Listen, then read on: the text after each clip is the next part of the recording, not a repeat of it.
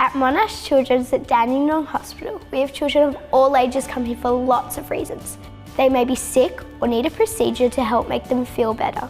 Whatever the reason, all the staff at Dandenong Hospital are here to make you feel better and get you home as soon as possible.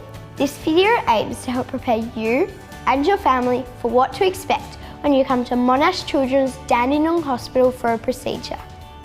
Before you come in, your mum or dad or your carer should have received some information about your visit. This will tell you what time to arrive, where to go, and what you need to bring with you. They may also have received a phone call from the hospital to make sure you have all the information you need. For your procedure, you may want to bring a comfy pair of pajamas to change into, and if you're staying overnight, make sure you have a bag packed with a change of clothes, toiletries, toothpaste, and a toothbrush. You might also like to bring some things to keep you busy, like books or games or a tablet device. We have toys and games you can play with while you're here at the hospital and free Wi-Fi for the whole family. It's very important to have an empty tummy before your procedure. This means you'll have to stop eating and drinking for a while before you arrive at the hospital. This is called fasting.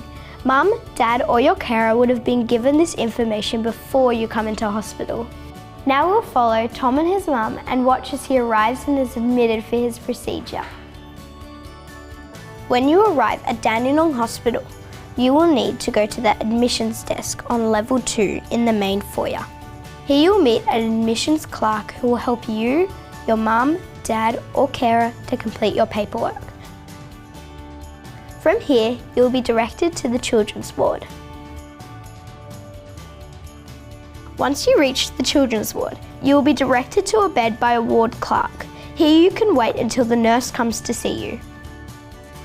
The nurse will take you to the scales where they will check how much you weigh. Once you're in your room, they'll ask you some questions to make sure that you're well enough for your procedure. They'll also put on 2 ID bands which will have your name on them so that everyone knows who you are. If you have a special toy, they can also come with you into the operating room. They might even get their own ID band. The nurse will then check things like your heart rate, oxygen saturations, blood pressure and temperature. Don't worry, none of these things hurt. The nurse will also give you a comfortable gown to change into, or you might want to change into your own pajamas. The nurse may also put some numbing cream on the back of your hand. It looks a bit like toothpaste, and they will cover it with some sticky plastic. When it's nearly time for you to have your procedure, the staff will wheel you in your bed with your mum, dad, or your carer into the holding bay. Here you'll meet another nurse who will make sure that everything is in order. You might have to wait a while before going into the operating room. Many different people will come to meet you, just to make sure that everything is ready for your procedure. A lot of them will be wearing funny clothes that look a bit like pajamas, and they may also be wearing a funny hat. The next person to see you will be the anaesthetist. That's a long word to say, or sometimes known as the sleep doctor.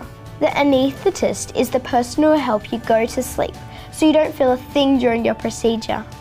There are a couple of different ways that the anaesthetist can put you to sleep, but they will discuss these when they see you. They'll also help you to wake up when it's all finished. The person who will be doing the procedure is known as the surgeon, and they will most likely come and see you and answer any questions that you, your mum, dad or carer might have before your procedure. When it's your turn, the anaesthetist and a nurse will take you round to the operating room. There are lots of special machines that beep and people wearing their operating pajamas. Your anaesthetist and a surgeon as well as theatre nurses will stay by your side to look after you and keep you safe. Here, the anaesthetist will give you some sleepy gas to breathe in through a mask. This will help you to fall asleep so you won't feel a thing during the procedure. The good news is that one adult can be with you the whole time until you go to sleep. They'll also need to put a special gown and hat on. This might look a bit funny. After you're asleep, your mum, dad or your carer will go back to the waiting room or your room where they can wait nearby until your procedure is over. The next thing you'll remember is waking up in a different room. This is called the recovery room. This means that your procedure is all over. The nurse will make sure that your mum, dad or carer can come and see you as soon as possible. Don't worry about the bandage on your hand or arm. That's just where the anaesthetist will have given you some medicine while you're asleep, and your nurse will take this off when you are nearly ready to go home. If you're feeling sick or sore, make sure to let your nurse know. They can give you some special medicine to help make you feel better. After a little while, a nurse will take you back to the children's ward, where you can have something to eat or drink, although you might have already had an icy pole in the recovery room. After a short time, you'll be ready to go home. Your mum, dad, or your carer will be given a discharge passport and information on how to look after you when you get home. They will also get all the details for your follow-up. You may also receive a phone call the next day from the nurses just to make sure everything's okay.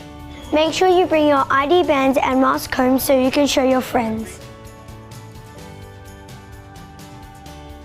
If you have any questions, remember you can find out more information on the hospital website, www.monashchildrenshospital.org, or call 955 41 000 and ask for the children's ward.